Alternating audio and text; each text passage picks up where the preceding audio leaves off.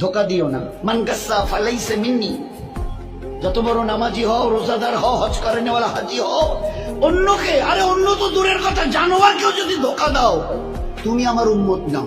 মান গাসসা, গাসসা মানে ধোকা, ফালাইসা মিন্নি তুমি আমার উম্মত নাও। অন্যকে হতে পারো, আমার উম্মত হবে, মুসলমান হবে, আর অন্যকে ধোকা দেবে।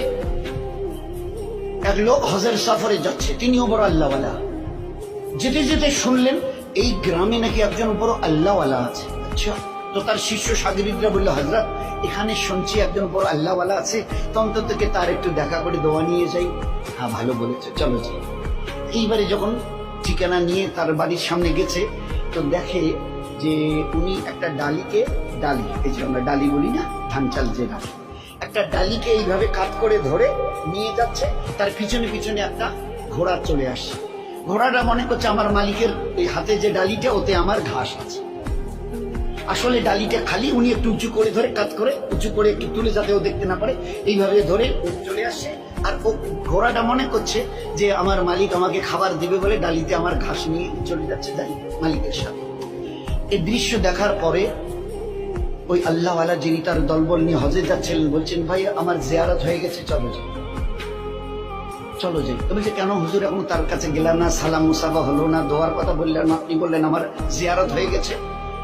এবারে তিনি উত্তর দিয়েছেন, যে মানুষ চোখের সামনে একটা জানোয়ারকে দেখে ধোকা দিতে পারে, সে মানুষ লক্ষ কোটি দূরে যে আল্লাহ আরশ আযীমের মালিক, তা কিন্তু জীবনে কোনোদিন দেখেনি। তার পক্ষে তাকে ধোকা দেওয়া কোনো কঠিন নয়, বড় সহজ।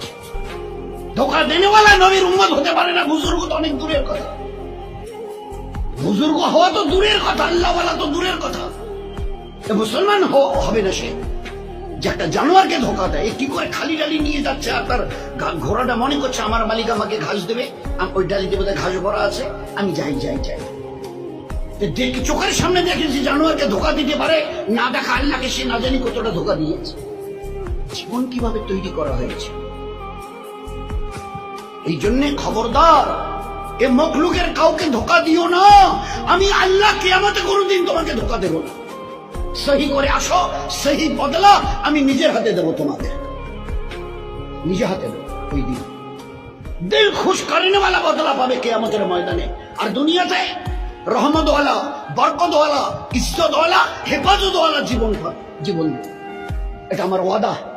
এগুলো সব কোরআনের আয়াত।